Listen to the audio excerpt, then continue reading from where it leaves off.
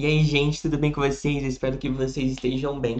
A gente está começando a aula do capítulo 12, que é sobre a consciência e as suas alterações. Então, bora lá. Esse é um capítulo que vai ser bem grande, vai falar bastante, vai passar por vários momentos.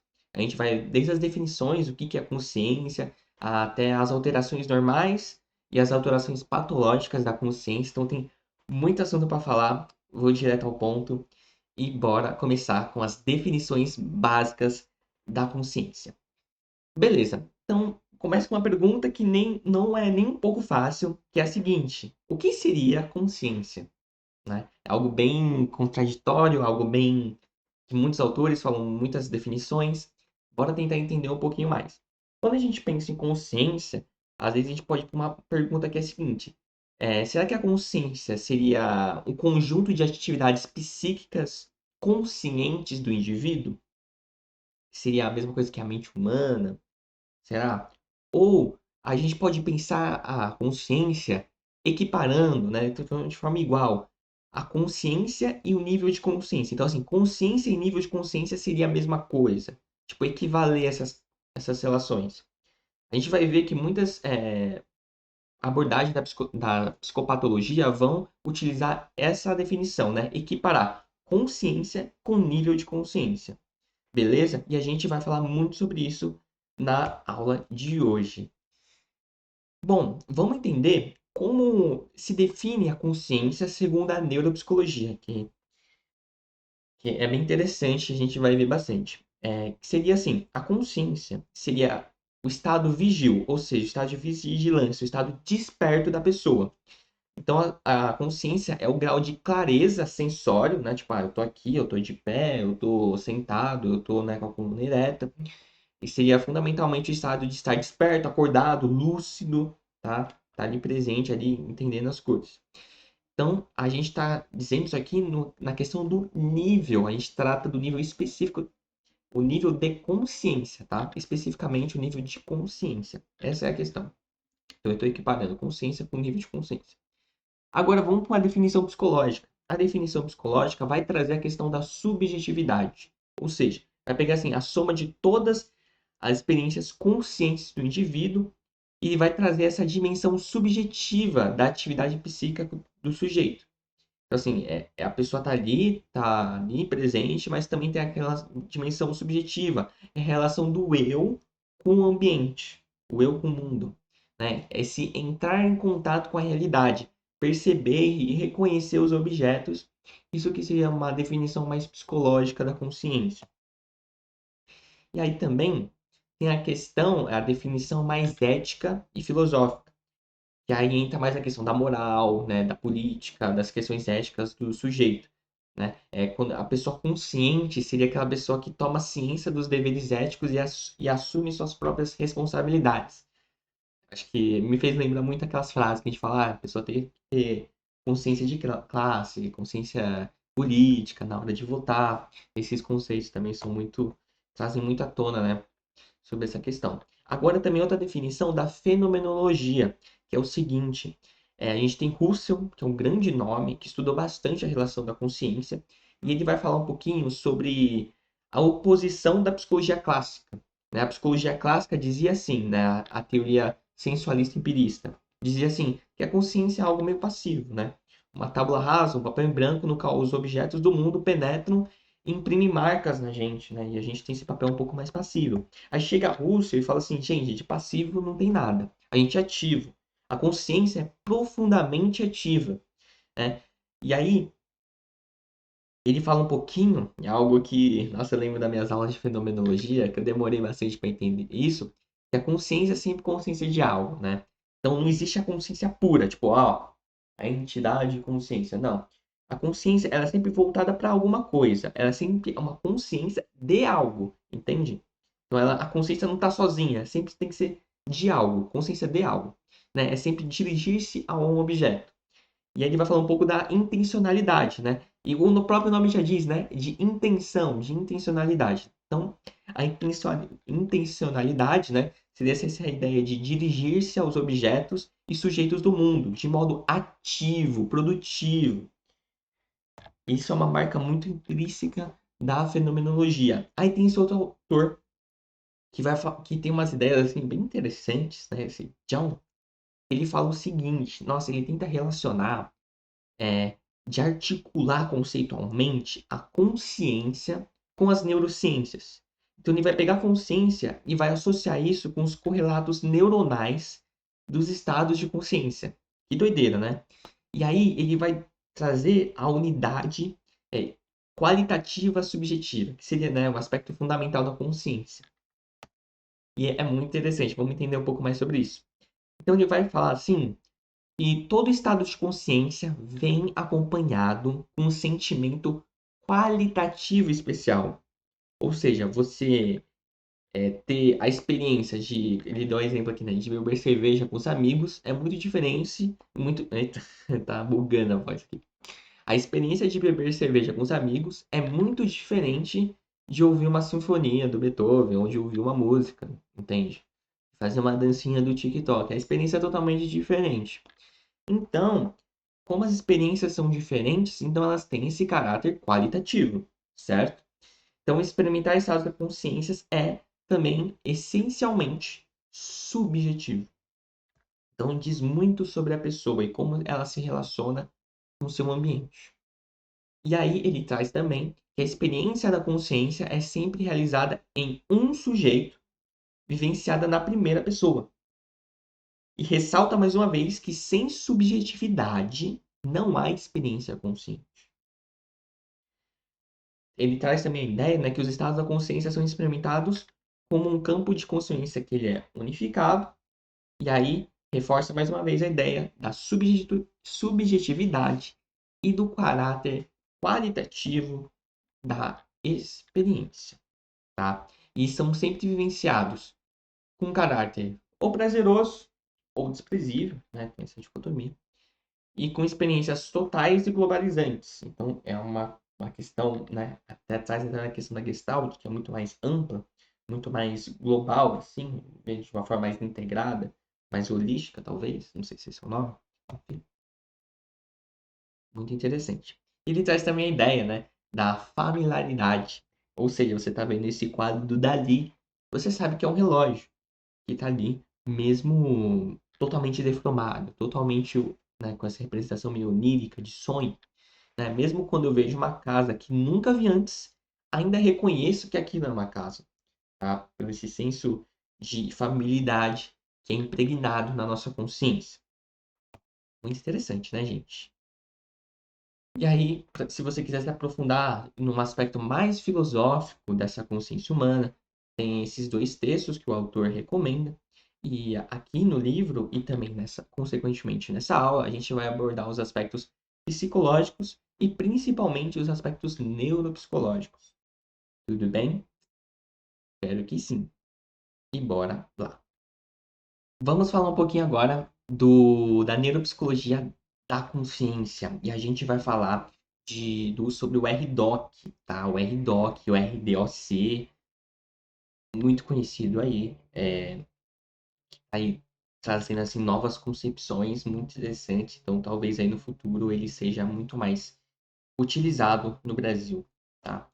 Então vamos entender. Passando aqui, ó, passei o slide sem falar nada, né? É só uma definição do que é RDoC, né? Que contém muitos construtos psicológicos, muito importante nessa área da psicologia, da neuropsicologia, da psicopatologia. E assim, falando um pouco do RDoC, da consciência, né? O RDoC ele vai definir essa nova forma de enxergar da psicopatologia, que ele vai definir assim, que ele propõe, o que o RDoC propõe? Tá? E a consciência, né, propõe sistemas reguladores relacionados ao nível da consciência. Então, nós temos sistemas reguladores relacionados a isso, os quais são responsáveis pelo quê? Por gerar toda a ativação dos sistemas neuronais nos vários contextos da nossa vida. Tudo bem? Então, qual que é a função? É produzir uma regulação adequada ao estado de consciência vigil. Quando eu falo consciência vigil, é a pessoa acordada. Tô acordado. Né? E também nos períodos que a pessoa não está em consciência vigil, que seria o estado de sono. Então, ou ela tem vigil, ou ela está em sono. Dormindo, enfim. Então, segundo a RDoC, deve-se salientar que o nível de consciência é um contínuo, ou seja, não tem algo que não é algo, não são caixinhas que cada um tem uma separação. Contínuo é algo contínuo mesmo, né? Contínuo de sensibilidade e alerta do organismo perante estímulos, tanto interno como externo. A gente vai entender um pouco mais sobre isso. Agora a gente vai falar algumas características da consciência. O RDoC vai definir 4 características. Vamos entender. Primeira característica: o nível de consciência facilita a interação de pessoa com o ambiente. Até aí tudo bem, né? A pessoa está consciente, então ela tem uma melhor interação com o ambiente, de forma adequada ao contexto no qual o sujeito é inserido. Beleza? Tudo bem até aí, né? Então, por exemplo, em situações de ameaças, isso é muito interessante, gente. Isso é muito interessante. Algumas, alguns estímulos são ignorados e outros são evidenciados.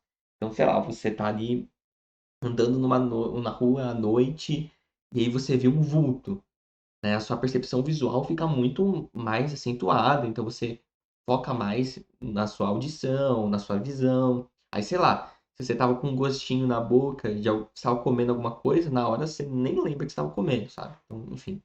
Então você evidencia alguns estímulos e reduz outros, né? Muito importante. Porque ali você só focar no que é principal. Um segundo ponto, que o nível de consciência adequado pode ser evocado tanto por estímulos externos do ambiente, como estímulos internos. Quando eu falo para você de estímulos internos, eu estou falando de pensamentos, das suas emoções, das suas recordações. Beleza? E o nível de consciência pode ser modulado tanto por características de estímulos externos, como pela motivação que o estímulo implica para o indivíduo em questão. Então, mas o exemplo da rua, né? Você viu um vulto na rua. Você tem um estímulo externo, que é aquele vulto assim, e também tem a motivação. Isso te motiva a fazer o quê? A sair correndo? Ou a entrar num momento de luta? Ou ficar atento? Ou ficar paralisado? Então, tem essa relação, né? Também evidenciando mais uma vez, né? O nível de consciência varia em longo de um contínuo, que inclui desde o estado total de alerta até o outro estado que, da consciência, que, por exemplo, que é o total não alerta, né? Seria o coma total, né? A pessoa tá no alerta até outro contínuo do outro lado, que a pessoa tá sem consciência nenhuma, certo? Ou estado de sono, por exemplo. Então, no caso de um exemplo normal, seria uma pessoa está alerta ou a pessoa está dormindo, né? Esse está normal. O coma seria já o patológico.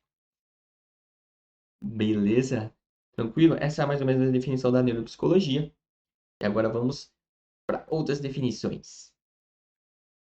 Agora a gente vai falar um pouquinho sobre as bases neuroanatômicas e neurofuncionais da consciência.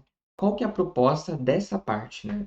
É o seguinte, é falar que a consciência tem algumas relações com as partes anatômicas do nosso cérebro.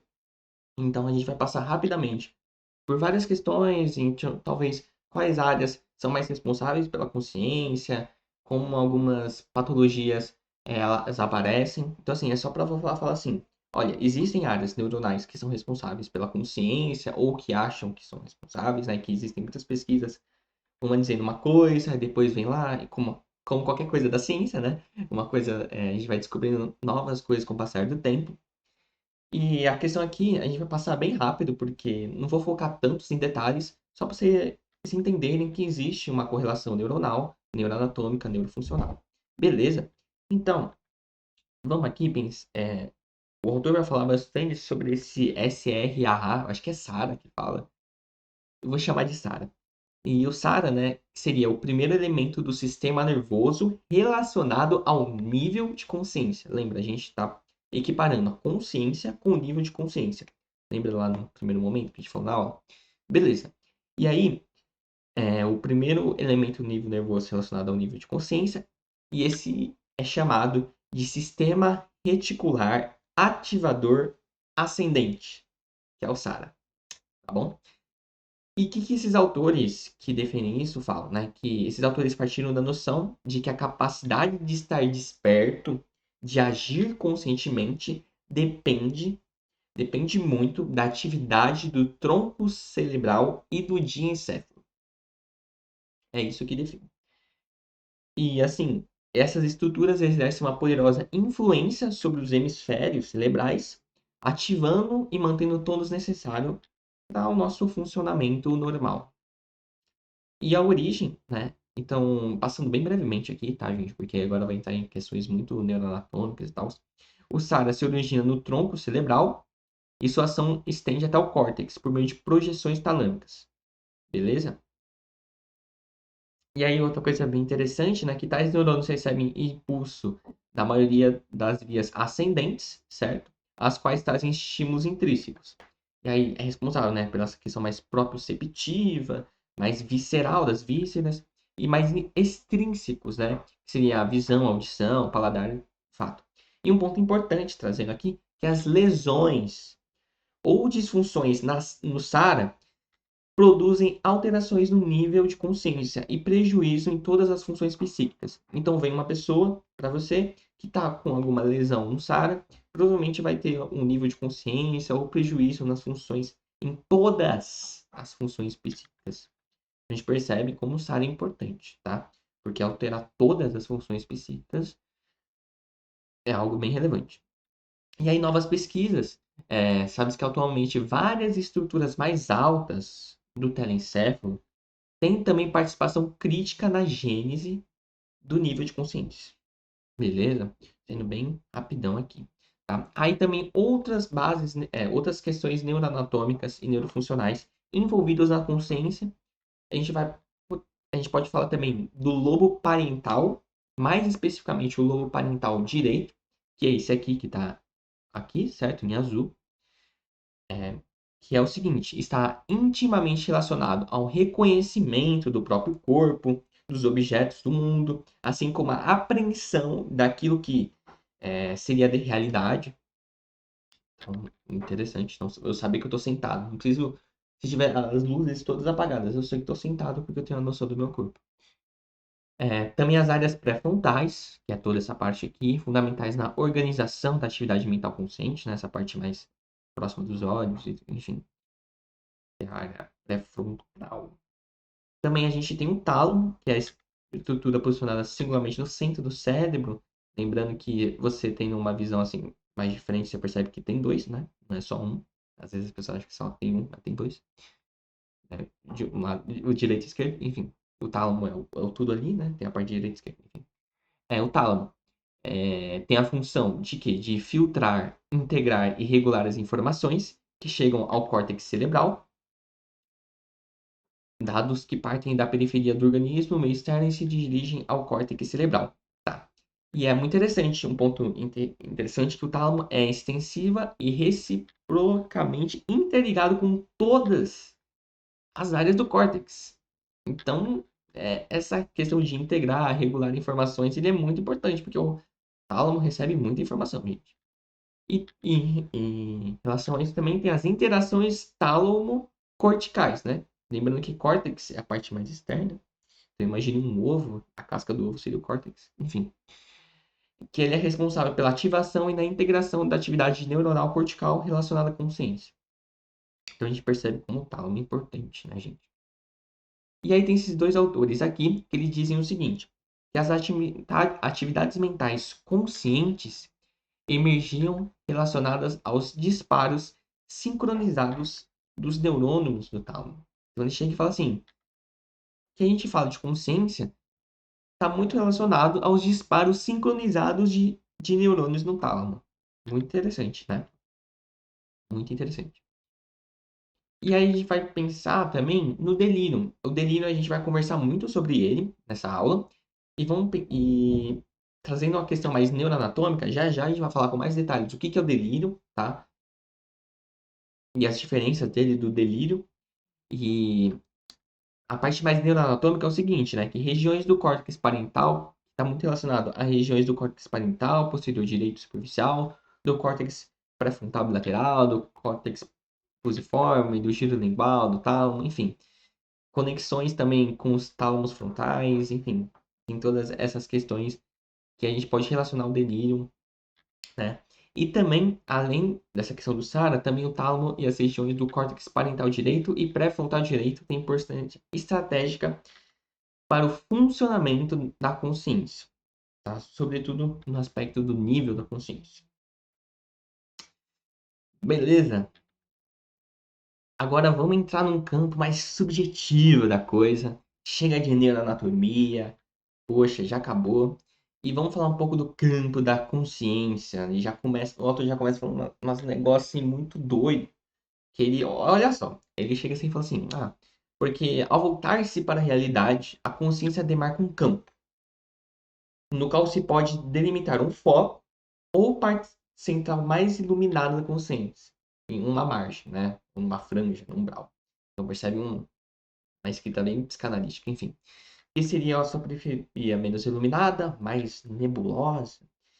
Segundo a psicopatologia clássica, é na margem da consciência que surgem os chamados automatismos mentais e os estados ditos subliminares. Beleza. Isso aqui só foi uma introdução para a gente entrar no campo do inconsciente.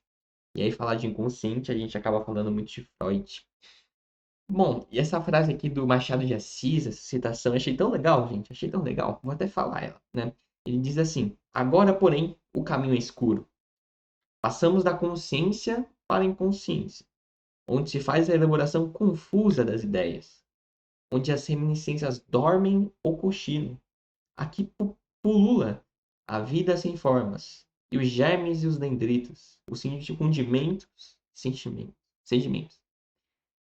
É a desvão imenso do espírito. Interessante, né? Machado escreveu isso em 1896. Meu Deus. Enfim. Gente, a gente vai falar um pouquinho agora do inconsciente. É uma pena que a gente só vai trazer a ideia da psicanálise de Freud, né? Seria interessante. Enfim. E acho que é importante a gente saber, por mais que há muitas críticas, né? Somente porque às vezes cai em concurso público. E também não tem como não dizer a contribuição de Freud e a influência de Freud em toda a psicologia, né? Ele é muito preponderante, principalmente no Brasil. Enfim, tem que estudar, ponto, acabou. Já estou trabalhando nesse processo de aceitação. Vamos entender um pouquinho mais, passando rapidamente.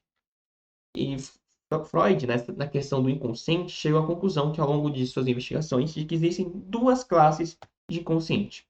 Vamos lá, bem sintético.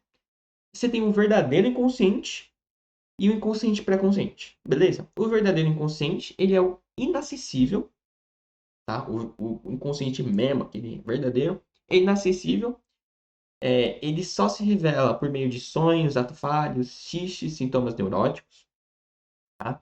Já o inconsciente pré-consciente, ele é acessível, tá?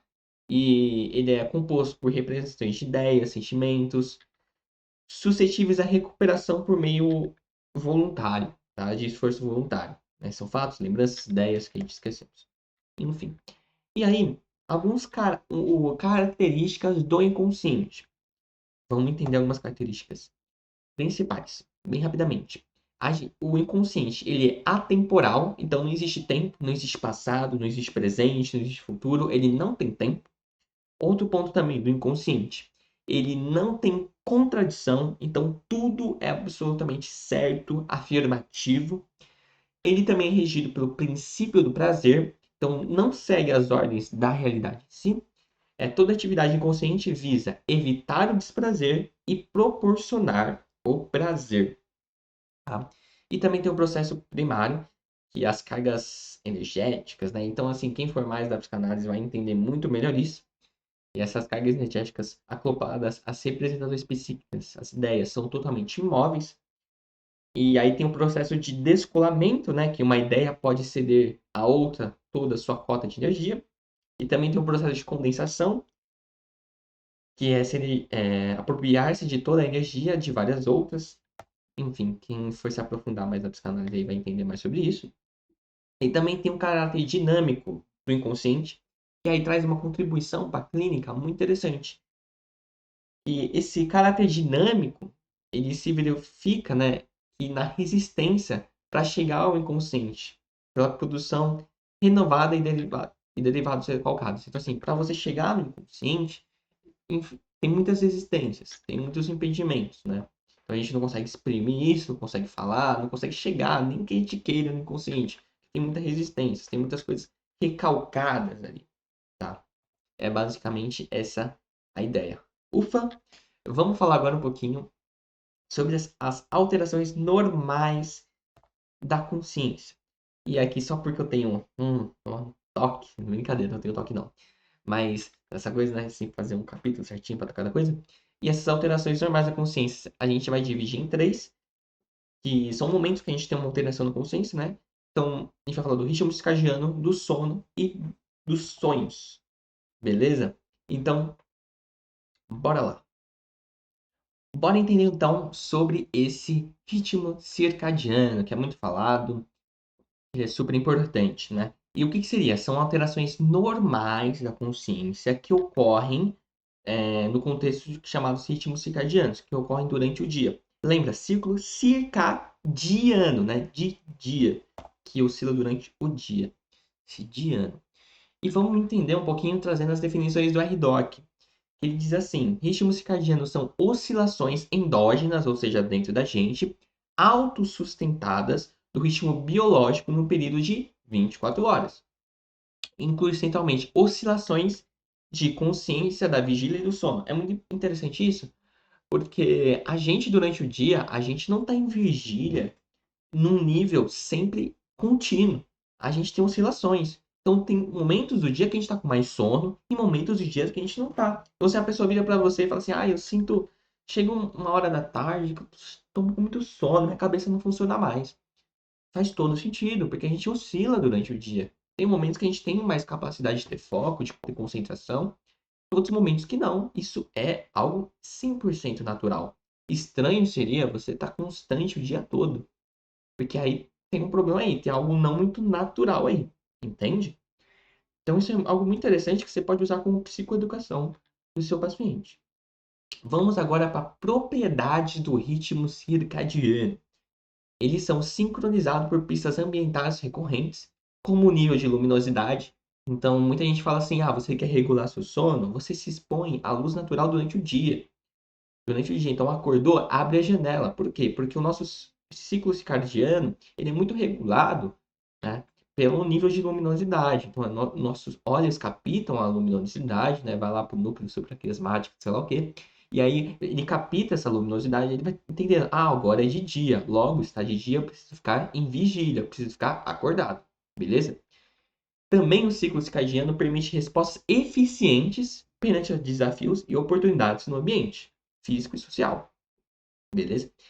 Também modulam a homeostase interna do cérebro, né, para ficar aqui tudo aqui bem equilibradinho, assim como outros sistemas, como os demais órgãos do tecido. Também se expressam em vários níveis de funcionamento do organismo, desde a parte mais molecular, celular, até os sistemas sociais que o indivíduo pertence. Muito interessante. Beleza? Bora então falar sobre sonos. Sono muito, muito, muito importante. Bom, começando pela definição do RDoC. Definição do RDoC, né? Que define o sono e vigília como estados comportamentais endógenos, que são próprios nossos, recorrentes, que expressam mudanças dinâmicas na organização da função cerebral e que otimizam aspectos da fisiologia, comportamento e saúde. Então, no sono, a gente tem uma alteração na dinâmica cerebral. Por isso ele é tão importante. Um ponto também a ser destacado que o processo circadiano, nosso ciclo circadiano, ele é muito importante nessa questão do sono, porque ele tem essa função homeostática que regula a propensão do organismo à vigília e ao sono. Então, né, aquele famoso ter o sono regulado. Beleza, vamos pensar em algumas características do sono. Ele é, em primeiro lugar, um estado reversível, ainda bem, né? Porque dormir para sempre não rola, enfim, não é legal. Quer dizer, pode até ser legal, enfim, mas ainda bem que o sono você dormiu e acorda. Enfim, vocês entenderam, né? Então, o sono é um estado reversível, né? Tipicamente expressa uma postura de repouso, comportamento quieto e redução de responsividade. Ele tem uma arquitetura complexa, certo? Então, o estado do ciclo de sono tem um estado de sono REM ou não REM, beleza? Outro ponto também, tem a duração e intensidade dos seus vários períodos afetados por mecanismos de regulação homeostático, E um ponto que eu achei muito interessante, que tem que ser ressaltado, né, é que ele é afetado por experiências ocorridas durante a vigília. Então, o seu sono, ele não é só afetado pelo que você faz à noite, mas durante o dia, durante o momento que você está acordado. Então, desde aí que vai contando como vai afetar a sua qualidade do sono, o seu sono em geral. Então, o que que você faz durante o dia? Esse é um ponto bem relevante, sabe? Também tem efeitos restauradores e transformadores que otimizam funções neurocomportamentais de vigília. E o sono a gente pode dividir em dois aspectos, que é o sincronizado e o desincronizado. O sincronizado é o que não ocorre em movimentos oculares rápidos, que é o sono não REM, e o desincronizado é quando ocorre em movimentos oculares rápidos, né? E o sono REM. É muito interessante, né? Que, nossa, a classificação do sono, ela é a partir do movimento ocular. É muito interessante. Eu fiquei assim, gente, interessante, né? É, os olhos são uma janela do cérebro. Enfim. Vamos falar então dessa parte sincronizada. É sincronizada, né? É sincronizada. Isso. A parte sincronizada. Meu Deus do céu. Que é o sono não REM. Beleza? Então, o que que acontece? Característica do sono não REM. Ele tem a diminuição da atividade do simpático e o aumento da atividade do parasimpático. Tá? E que é mais de relaxamento, enfim. E permanecendo em vários parâmetros filosóficos estáveis de um nível de funcionamento mínimo. Que é, então, essa questão da frequência cardíaca, respiratória, pressão arterial, débito cardíaco, movimentos intestinais são estáveis no momento do não REM. Aí quando chega no sono REM, vira uma bagunça muito louca. Isso é muito interessante, que isso ocorre tudo quando você está dormindo. Gente, não é legal? Eu acho muito legal estudar sono. Enfim, aí você tem vários estágios. O estágio número um do sono, ele é o estado mais superficial, que ocorre de 2 a 5% do tempo total do sono. Tem o estado 2, que também é superficial e ocorre mais ou menos metade do tempo total de sono que você tem. Também tem o estágio 3, que ele é profundo, tá? Que é de 3 a 8%. E o estado 4, que também é mais profundo, que é o estado mais difícil de você despertar alguém. O estágio 4 e também o estágio 3. Por isso que a pessoa fala assim, nossa, eu sou muito ruim para acordar. Eu durmo e ninguém pode me chamar o que for. Provavelmente essa pessoa está no estágio 3 e no estágio 4, né? Que é de 10 a 15% do tempo total de sono. Estabilizando quase uns 20, 25%, né? Esse estado mais profundo. E aí tem essas oscilações. Então a gente está acordado, aí a gente vai pro sono REM, aí depois vai pro não REM. Aí dentro do não REM tem o estágio 1, 2, 3 e 4. E aí você volta, aí você vai pro sono REM, aí depois você volta pro estado não REM, REM, não REM, REM, não REM, REM, não REM. Aí depois você acorda, enfim, é isso aí. REM, não REM, REM, não REM.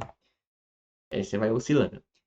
E agora vamos falar do estado REM, que é o caos, né? Que é o quê? A estabilidade do sistema nervoso autônomo simpático. Muito interessante. É um padrão de movimentos oculares rápidos dos olhos, conjugados, né?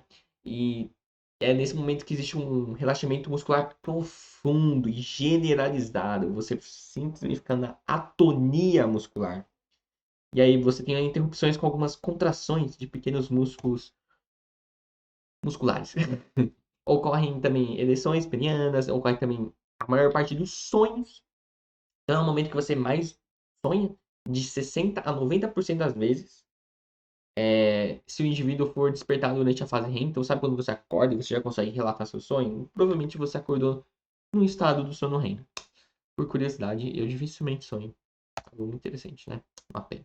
Enfim, pessoas com depressão grave ou narcolepsia, que é aquela doença, transtorno, enfim, que a pessoa dorme muito, muito e sente sono de forma patológica, enfim.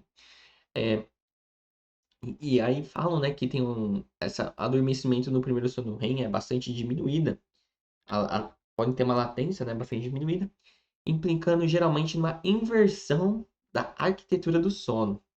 E nossa, imagina, né, o sono já é complexo, imagina inverter tudo isso, então realmente impacta muito na qualidade de vida do sujeito. Então, só para vocês verem várias ilustrações da arquitetura do sono. Muito legal, né? É isso aí. E aí, para quem quiser saber um pouquinho mais, eu vou passar bem rápido aqui, né? São os momentos, mais ou menos, quanto tempo dura cada fase do sono. Interessante. E também a maioria do sono REM, né? Aquele sono que normalmente a gente sonha, ele acontece das 4 às 7 horas da manhã. Né? É claro que depende também um pouco da hora que você dorme, enfim, da exposição da luz solar, várias questões. Existem muitas estruturas neuronais relacionadas a esse sono. A gente tem o núcleo supraquiasmático, que ele é muito importante para a regulação fisiológica do sono. Falei, né? A luz natural, enfim. Então aqui o núcleo supraquiasmático, ele fica aqui, ó, gente, ó, fica aqui, certo? Então o núcleo supraquiasmático fica aqui nessa região. Também a gente tem outro ponto que é muito, uma outra área muito importante, que é a glândula pineal, que é isso aqui, beleza? Legal, né? Legal. E aí a glândula pineal, né, que ela secreta melatonina, um hormônio muito importante para o sono. Enfim, funcionamento oscilador e controla o ritmo de sono e vigia durante as 24 horas do seu dia. E também tem a questão química, né, que os neurônios aminérgicos, colinérgicos, estaminérgicos estão envolvidos de forma mais estreita nos mecanismos neuronais no sono. É um ponto interessante, né? Alguns psicofármacos, eles têm essa relação com a histamina, às vezes gera muita sonolência, porque de fato os neurônios estaminérgicos estão relacionados a esses mecanismos neuronais do sono. Beleza? Então, gente, acabando agora no sono, vamos para os sonhos. Conhecer um pouquinho mais. Mas antes de falar sobre sonhos, se você estiver gostando desse vídeo, não esqueça de deixar seu like, o seu comentário. E se quiser compartilhar no grupo da turma essa aula, seria muito legal, né? Seria meu sonho. Brincadeira. Enfim, mas é verdade. Bom, vamos falar um pouquinho de sonho, bem rapidamente. No capítulo está muito mais aprofundado e também no resumo que está lá no grupo do Telegram, que eu deixei já lá, também está um pouco mais detalhado essa questão do sonho, beleza? Bora lá. A maioria das pessoas sonha várias vezes, não é só uma, é várias vezes durante a noite e apenas não se lembra, né? Da maior parte delas, que é meu caso, que eu nunca lembro do meu sonho.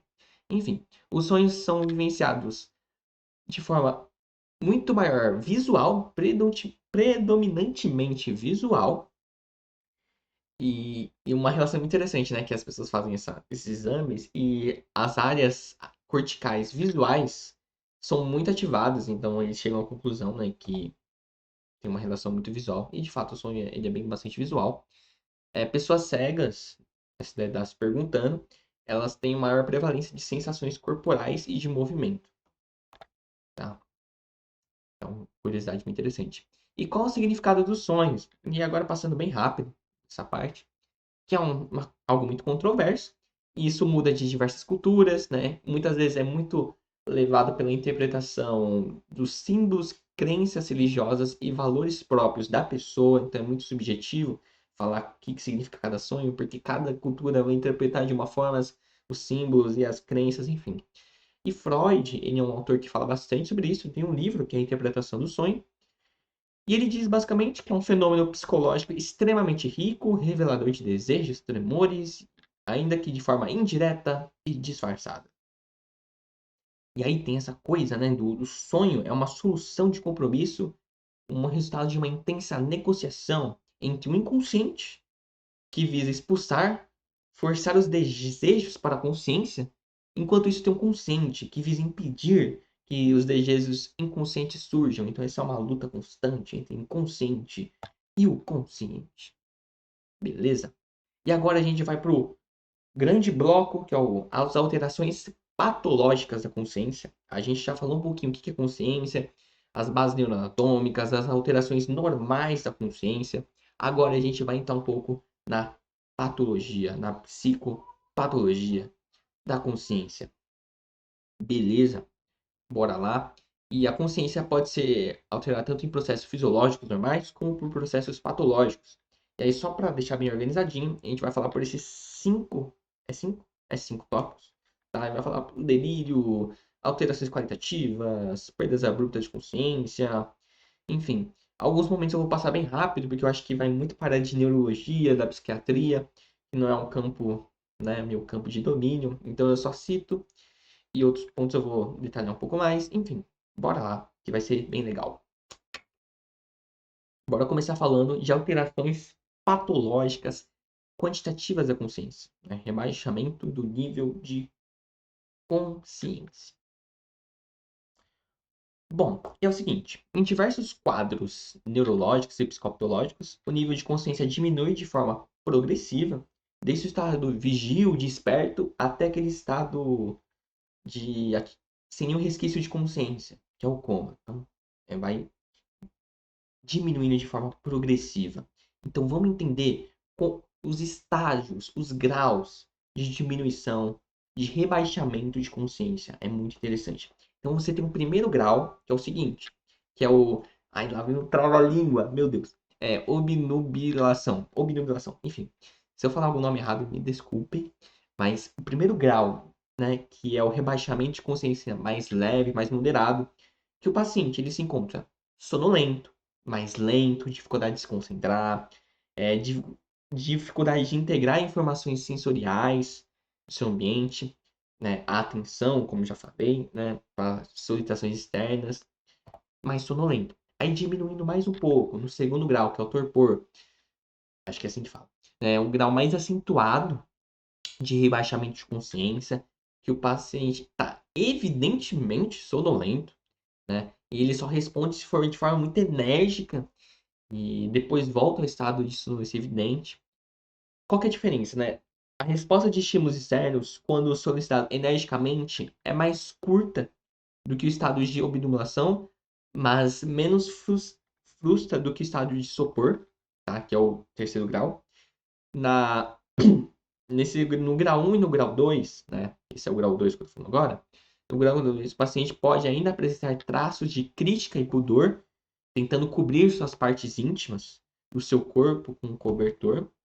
Aí quando chega no grau 3 já não tem mais esse pudor, né? O paciente é marcante e profunda a turvação da consciência, então, no terceiro grau. Uma sonolência intensa, né? Às vezes o indivíduo pode estar desperto por um tempo muito curto, por estímulos muito enérgicos, né? O paciente revela uma fastidor e de ter uma gesticulação de defesa, sabe? Sempre mostrando intensamente sonolento, quase em coma. E aí você tem um grau 4, que é o de coma. Coma que é a perda completa da consciência, né? Então, não tem nenhuma atividade voluntária consciente da pessoa. E aí você tem vários tipos de coma, que é o semicoma, coma superficial, coma profundo, e esse coma, que eu acho que é de passé, eu não sei falar em francês.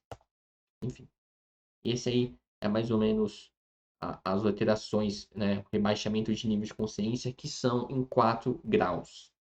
Agora a gente vai falar de perdas abruptas da consciência.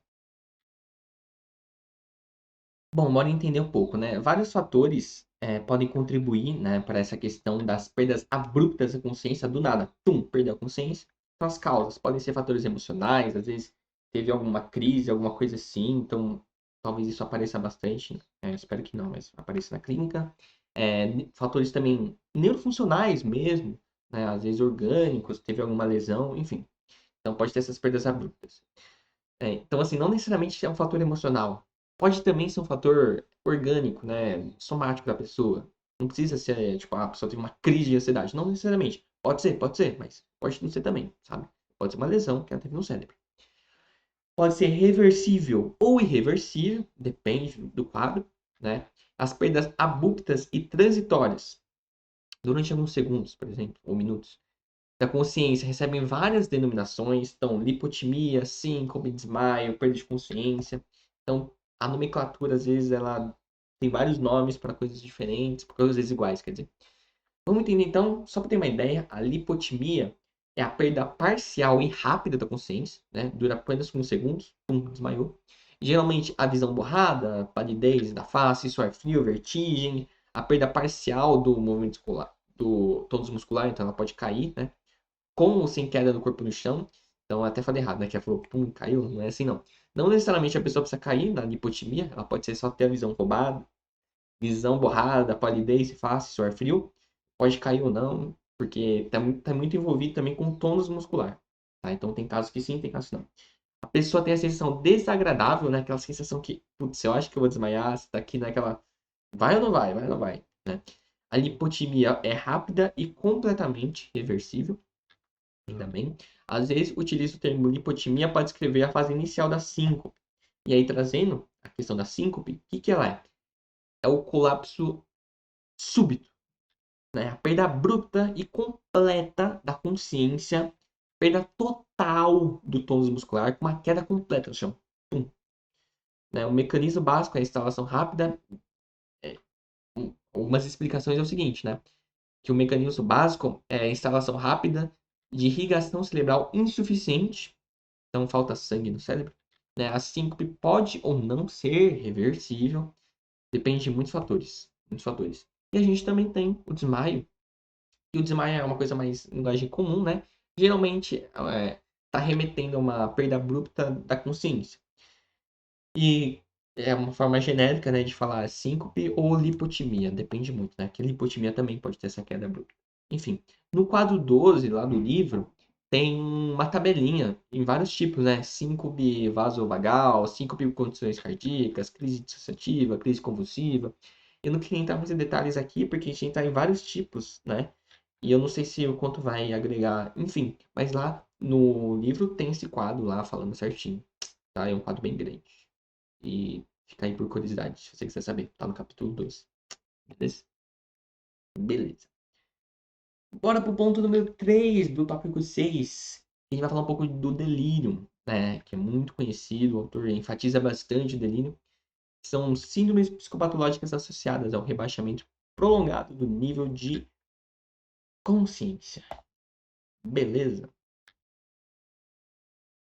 Bora então falar sobre o delírio, que é o seguinte, né? É um termo muito termo atual mais adequado para designar a maior parte dos síndromes confusionais agudas e o termo muito utilizado, né, que é paciente confuso, que ele é muito usado no serviço de emergência, né, que está se referindo a essas síndromes confusionais. Então, paciente confuso, delírio, tá tudo ali muito junto, assim, essas definições. Bora entender o que é esse delírio? É o seguinte, ele traz nessa ideia, né, que dá ênfase ao, às vezes, né, o termo síndrome confusional e paciente confuso dá ênfase ao quê, né? Como o nome já diz, a esse aspecto confuso do pensamento e do discurso da pessoa, do paciente. Então, seria aquela fala mais incongruente, conteúdos muito fora da realidade, absurdos, né? Sem nenhuma lógica, né? Que é um traço do delírio, mas não necessariamente o mais importante e o mais frequente. Então, esse é um detalhe. E o autor ele enfatiza bastante o delírio porque é uma das síndromes mais frequentes na prática clínica, tá? Principalmente com pacientes com doenças somáticas, né? E em idade mais avançada. Então, por isso que um ponto importante é ressaltar ele. Então, bora entender o que é esse delírio, que ele é muito frequente, então acho que é muito importante a gente entender detalhadamente, né, como funciona. Então, assim, diz respeito a vários quadros de rebaixamento leve a moderado do nível de consciência, tá? Então, não entra nos graves, só leve e moderado. Acompanhado com uma desorientação temporoespacial, então de tempo e de espaço, né? Não sei onde eu tô, não sei que horas são, que ano é esse, enfim. Dificuldade de concentração, aquele aspecto de perplexidade, né? Ansiedade em graus variáveis, agitação ou lentificação psicomotora, discurso ilógico confuso, de ilusões ou alucinações, que muitas vezes elas são visuais, tá? Muitas vezes. Então, esse último é o que é mais comum, né? Que a gente fala bastante, mas também tem a questão da agitação, da lentificação, da concentração, da desorientação tempo-espacial, tem outros fatores também. Um ponto também interessante, né? Que é um quadro que oscila muito ao longo do dia. Então, geralmente, o paciente está com o sensório claro, acordou bem, e no início da tarde o nível da consciência se afunda. Então, piorando no fim da tarde e à noite. Então, pode surgir ilusões e alucinações visuais, bem como intensificar-se a desorientação e a confusão do pensamento e do discurso, com a possibilidade de haver agitação psicomotora e também, né, sudorese, né, a pessoa suando, mão suando, enfim. ponto importante. Tem uma diferença entre delirium e delírio. O delirium está relacionado a essa questão da consciência, né? A alteração do nível de consciência do paciente com distúrbios cerebrais agudos. E tem o delírio, que ele está mais relacionado a pessoas com esquizofrenia, esquizofrênicos, psicóticos esquizofrênicos, né? Que é aquela ideia delirante, alteração do juízo de realidade, tá? Ou também psicoses. Então tem essa diferença, delirium e delírio. Beleza? E aí tem esse mapa que eu achei super legal, gente, da Liga Acadêmica junto com a carreira médica. Inclusive recomendo, né, esse site, né, da Sanar, que ele tem uma parceria com a Liga Acadêmica que faz uns mapas mentais, uns mapas conceituais bem interessantes. Bem interessantes, gostei. Então de parabéns aí, né? Enfim. E também tem outros casos, né, de síndromes psicopatológicas associadas ao rebaixamento prolongado do nível de consciência. E além do delírio, também tem o estado onírico, que é outro, tá? Ou oniroide, que a pessoa ela se encontra em um estado semelhante a um sonho muito vívido, né? Em geral, tem essa atividade alucinatória visual intensa, com caráter cênico, fantástico, né? Então a pessoa ela vê cenas complexas, ricas, né? Com luta, matança, fogo, assalto, sangue. Tipo, vê isso de forma muito vívida. Parece que ela tá vendo um sonho. Né? Então tem uma carga emocional muito grande, uma angústia, um terror, né? E aí a pessoa manifesta esse estado angustiado, gritando, movimentando, se debatendo na cama. E às vezes suando, assim, cama toda molhada de suor. Pode também ter a questão da amnésia consecutiva ao período, então a pessoa acorda sem saber o que aconteceu. Tal estado ocorre com mais frequência devido a psicoses tóxicas, síndromes de abstinência de substâncias, né? Quadros febris tóxico-infecciosos. Tem todos esses pontos. Tem também a amência que fala, eu acho, né? E quadros mais ou menos intensos de confusão mental por rebaixamento de nível de consciência, com a excitação psicomotora, incoerência dos pensamentos, perplexidade, sintomas alucinatórios com aspecto de sonho. Então, finalzinho ali, né? Terminou o delírio, faltou um M. Enfim, aí tem todas essas questões também. Agora, penúltimo tópico, essa aqui vai ser a maior aula até agora. Vamos falar de alterações qualitativas da consciência.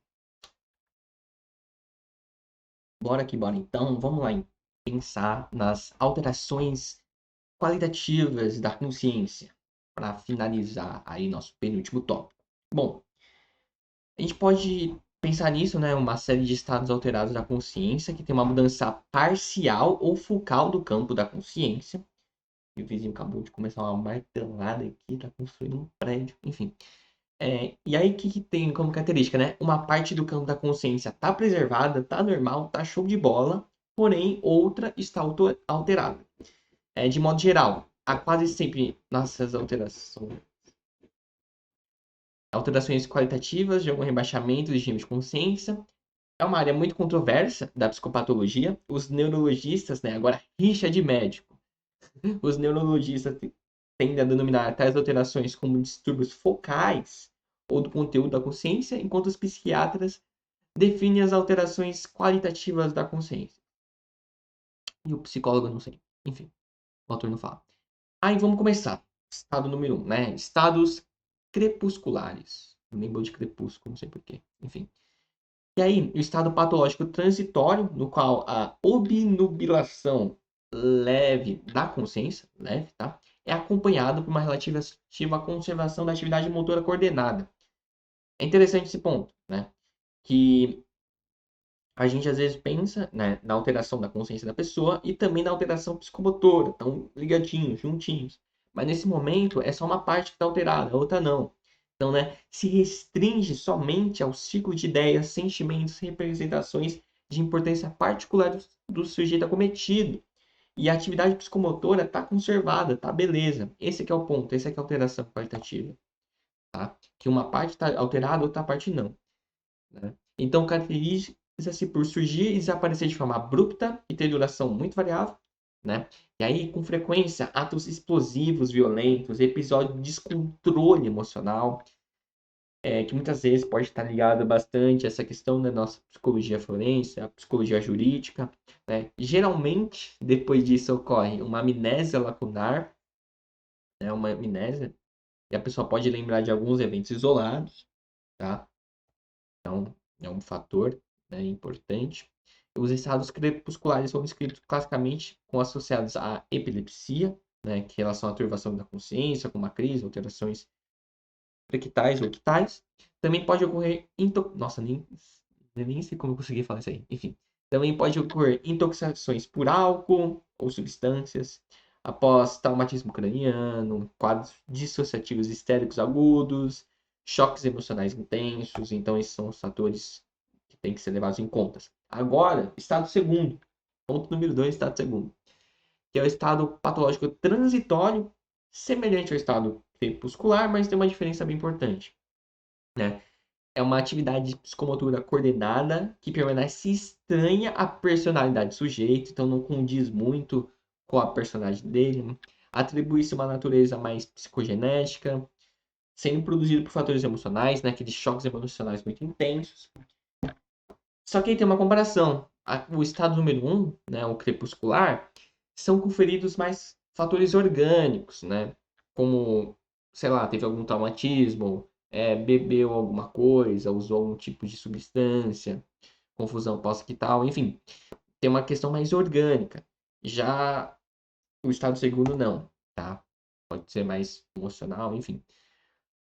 E aí tem uma diferença também muito grande, né? Lembra do primeiro que a gente falou da questão jurídica, da questão forense e tal? Esse aqui normalmente nunca são muito graves ou perigosos, as atitudes da pessoa. Os atos cometidos, eles são incongruentes, são extravagantes, entram em contradição com a educação que a pessoa recebeu, as opiniões ou conduta do sujeito, né? Questões éticas, morais, enfim. Mas nunca são realmente graves, sabe? Do ponto de vista do mecanismo produtor de alteração, aproxima mais de uma dissociação da consciência do que a forma do crepúsculo, certo? Vamos falar então dessa dissociação da consciência. É a fragmentação ou divisão do campo da consciência da pessoa. Ocorre a perda da unidade psíquica comum do ser humano. Então, não é apenas a consciência, como também a memória, a percepção, a identidade, o controle motor dessa dissociação, tá? Então não é só a dissociação da consciência, é também de outros aspectos. E ocorre com mais frequência com quadros chamados histéricos, muito mais comum.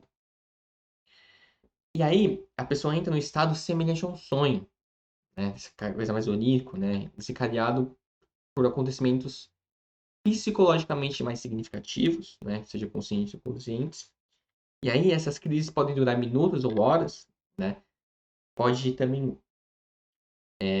se iniciar com quadros com queda do chão, abalos musculares, uma mutação do corpo semelhante a uma crise convulsiva, né? Por isso que às vezes é associado com a crise epiléptica, mas nesse caso é uma crise pseudoepiléptica, né? Que não é a epilepsia em si.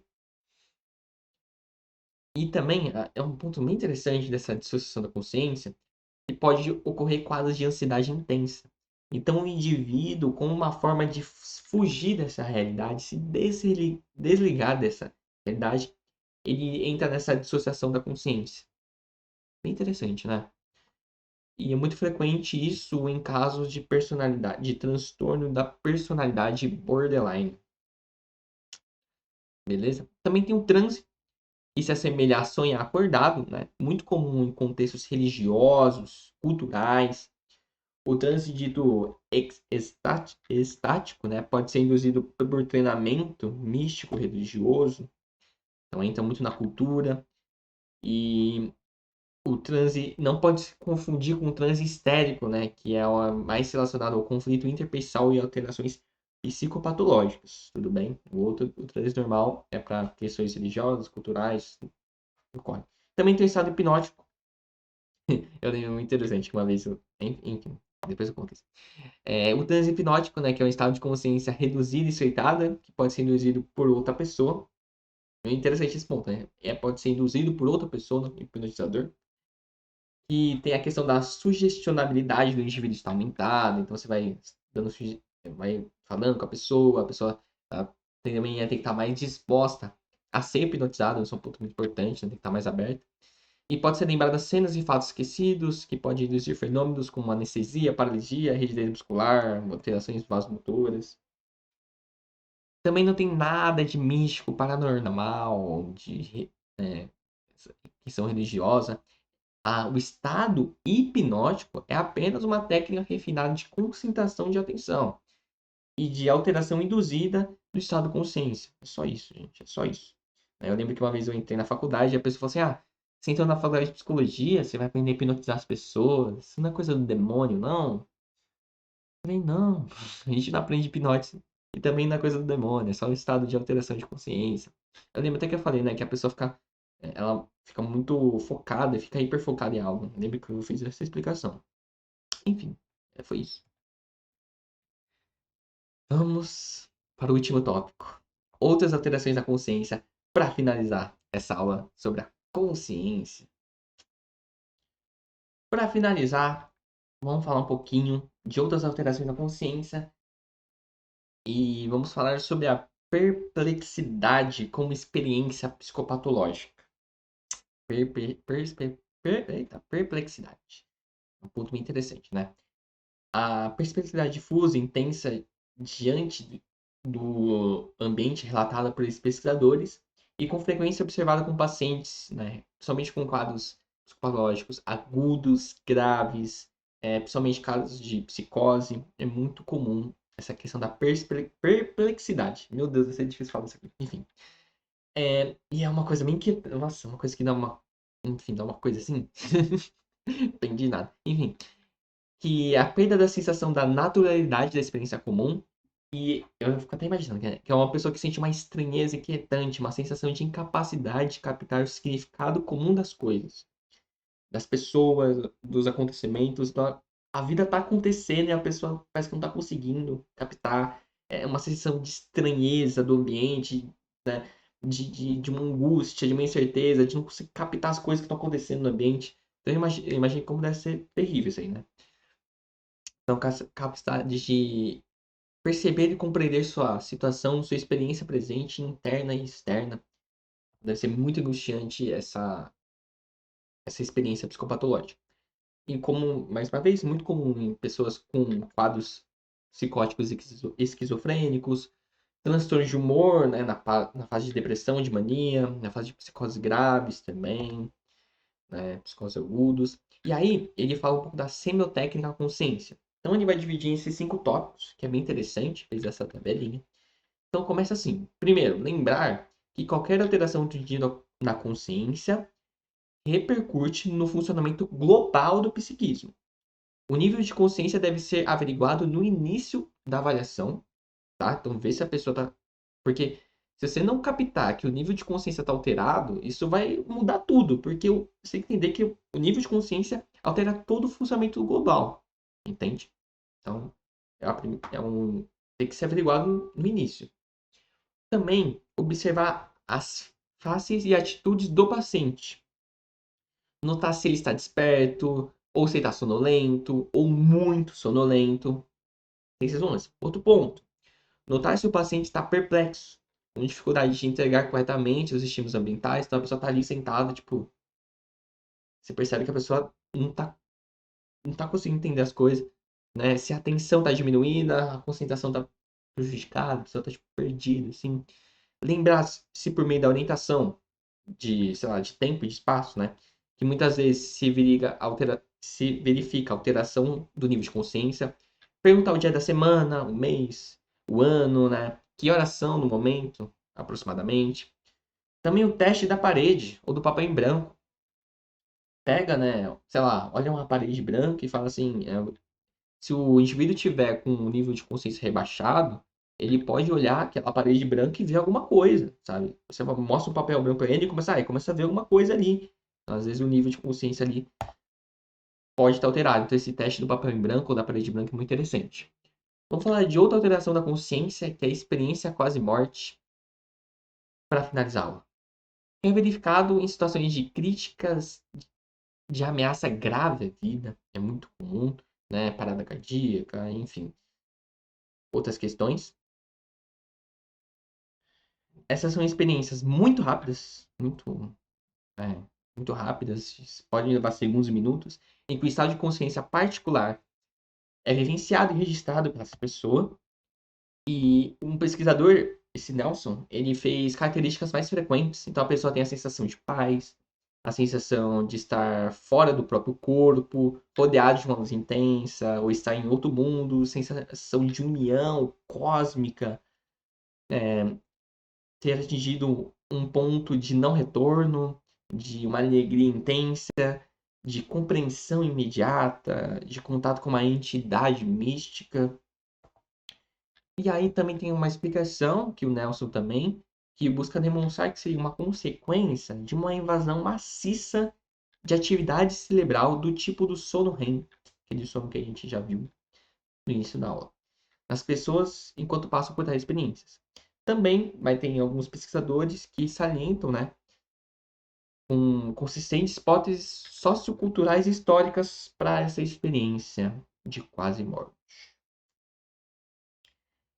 Beleza, pessoal? Espero que vocês tenham gostado dessa aula. A gente finaliza esse capítulo 12, que é o capítulo sobre a consciência e as suas alterações. Espero que vocês tenham gostado. Foi uma aula bem longa. Espero que tenha sido proveitoso, nesse aspecto mais geral da consciência. E a gente se vê na próxima aula, tá bom? Não esquece de deixar seu comentário para saber se você gostou ou não. Enfim, tamo junto. É nóis. A gente se vê no próximo vídeo. Tchau.